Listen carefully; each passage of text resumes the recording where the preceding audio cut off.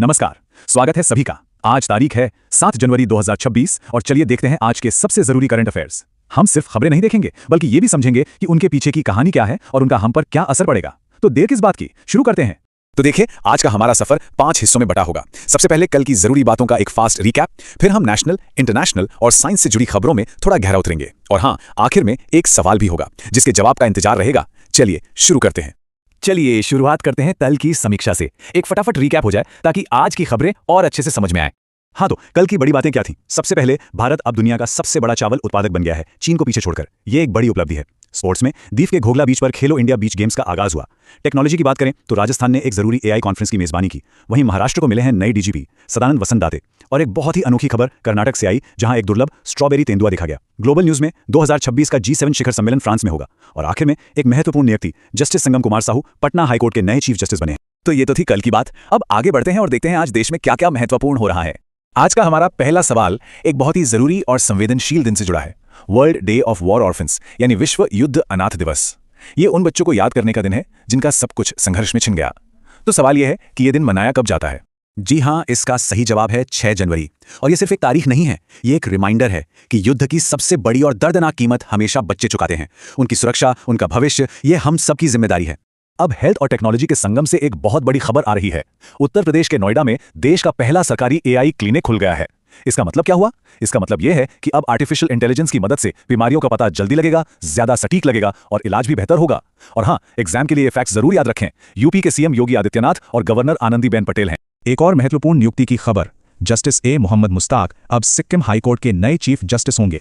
Economy से एक बहुत बड़ी, बल्कि कहें तो एक ऐतिहासिक खबर है। ऐसा पहली बार हुआ है कि दिल्ली सरकार ने रिजर्व बैंक ऑफ इंडिया यानी आरबीआई के साथ एक समझौता किया है। अब से आरबीआई ही दिल्ली सरकार का ऑफिशियल बैंकर और डेप्ट मैनेजर होगा। ये एक बड़ा कदम है जिससे सरकार के फाइनेंशियल मैनेजमेंट में ज्यादा प्रोफेशनलिज्म और पारदर्शिता आएगी। चलिए अब देश से बाहर निकलते हैं और नजर डालते हैं अंतर्राष्ट्रीय खबरों और डिफेंस से जुड़े अपडेट्स पर। वीजा पॉलिसी में एक बड़ा अपडेट है। भारत ने चीन के बिजनेस ट्रैवलर्स के लिए एक नया E4 वीजा शुरू किया है। इसकी खास बात यह है कि यह पूरी तरह से ऑनलाइन है, मतलब एम्बेसी जाने का झंझट खत्म। और यह 45 से 50 दिन में मिल जाएगा, जिसमें 6 महीने तक रहने की इजाजत होगी। जाहिर है, इसका सीधा मकसद दोनों देशों के बीच बिजनेस और इन्वेस्टमेंट को आसान बनाना है। कुछ और इंटरनेशनल अपडेट्स पर नजर डालें तो चीन अपनी नेवी को लगातार मजबूत कर रहा है और इसी कड़ी में उसने लाउडी नाम का एक नया गाइडेड मिसाइल डिस्ट्रॉयर अपने बेड़े में शामिल किया है। दूसरी तरफ डिप्लोमेसी की दुनिया में भी हलचल है। जर्मनी के चांसलर फ्रेडरिक मर्ज 12 और 13 जनवरी को भारत के दौरे पर आ रहे हैं और जर्मनी की बात चली है तो कैपिटल बर्लिन और करेंसी यूरो, ये याद रखना जरूरी है। 2026 ये साल भारतीय सेना के लिए बहुत खास होने वाला है। सेना ने इस साल को एक विशेष नाम दिया है जो भविष्य की जंग की तैयारियों का संकेत है। कोई अंदाजा है कि ये साल किस चीज पर फोकस करेगा? तो इसका जवाब है year of networking and data centricity. Army chief general Upendra Dwivedi ने यह घोषणा की है। अब इसका मतलब क्या है? आसान शब्दों में समझें तो इस साल सेना का पूरा जोर अपने कम्युनिकेशन टेक्नोलॉजी को नेक्स्ट लेवल पर ले जाने और हर ऑपरेशन में डेटा का स्मार्ट तरीके से इस्तेमाल करने पर होगा। डिफेंस टेक्नोलॉजी की बात चली है तो पाकिस्तान की तैमूर मिसाइल भी हाल में खबरों में थी। ये एक एयर लॉन्च्ड क्रूज मिसाइल है और यहीं से एक बहुत ही आम और जरूरी सवाल उठता है, आखिर ये क्रूज मिसाइल और बैलिस्टिक मिसाइल, इन दोनों में फर्क क्या होता है? इस अंतर को समझना बहुत आसान है। देखिए, जो क्रूज मिसाइल होती है वो एक जेट प्लेन की तरह काम करती है। वो जमीन के पास पास हवा में ही उड़ती है और उसका अपना इंजन पूरी उड़ान के दौरान उसे पावर देता है। दूसरी तरफ है बैलिस्टिक मिसाइल। ये पहले एक रॉकेट की तरह सीधा ऊपर अंतरिक्ष की तरफ जाती है और फिर ग्रेविटी की मदद से अपने टारगेट पर गिरती है।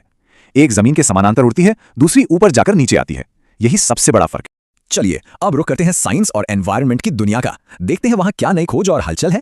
मौसम की जानकारी को लेकर एक बहुत ही बढ़िया इनोवेशन हुआ है। पुणे के IITM के वैज्ञानिकों ने 3D प्रिंटिंग टेक्नोलॉजी का इस्तेमाल करके ऑटोमेटिक वेदर स्टेशन बनाए हैं। इसका फायदा, इन्हें बनाना बहुत तेज, सस्ता और आसान है। इससे देश के कोने कोने तक मौसम का सटीक पूर्वानुमान पहुंचाने में मदद मिलेगी। और ये सब 2000 करोड़ रुपए के मिशन मौसम का ही एक हिस्सा है।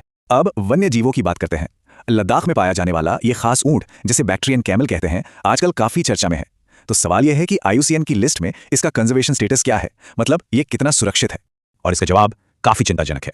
ये क्रिटिकली एंडेंजर्ड यानी गंभीर रूप से संकटग्रस्त है। इसका मतलब हुआ कि यह प्रजाति विलुप्त होने के कगार पर है और इसे बचाने के लिए हमें तुरंत कदम उठाने होंगे। अच्छा, इन ऊंटों को पहचानना बहुत आसान है। जो आम ऊंट हम देखते हैं यानी ड्रोमेडरी, उसके एक कुबड़ होता है, जबकि ये जो बैक्ट्रियन ऊंट है इसके 2 कुबड़ होते हैं। और एक और दिलचस्प खबर यह है कि इस साल 77वें गणतंत्र दिवस परेड में यह बैक्ट्रियन ऊंट पहली बार शामिल हो रहा है। ये इसके संरक्षण की तरफ ध्यान खींचने का एक बहुत अच्छा तरीका है। अब बात एक और शानदार स्वदेशी टेक्नोलॉजी की। DRDO ने एक सिस्टम बनाया है जिसका नाम है स्वदेश। इसका पूरा नाम है सी वाटर डिसैलिनेशन सिस्टम। जैसा कि नाम से ही जाहिर है, ये समुद्र के खारे पानी को पीने लायक बनाता है। ये रिवर्स ऑस्मोसिस यानी RO टेक्नोलॉजी पर काम करता है ताकि हमारे सैनिकों को मुश्किल इलाकों में भी पीने का साफ पानी मिल सके। चलिए अब आ गया है दिन के आखिरी पड़ाव का समय, यानी आज की चुनौती का। देखते हैं कि आज की खबरों पर कितना ध्यान था। तो आज का सवाल यह है कि हाल ही में एक आर्कियोलॉजिकल खुदाई में 2000 साल पुरानी एक बोट साइट मिली है। ये बहुत बड़ी खोज है, तो बताना यह है कि ये खोज किस राज्य या केंद्र शासित प्रदेश में हुई है। इसका जवाब नीचे कमेंट्स में जरूर लिखिएगा। इसी सवाल के साथ आज के लिए बस इतना ही। कल फिर मिलेंगे नई खबरों और नई जानकारियों के साथ। नमस्कार।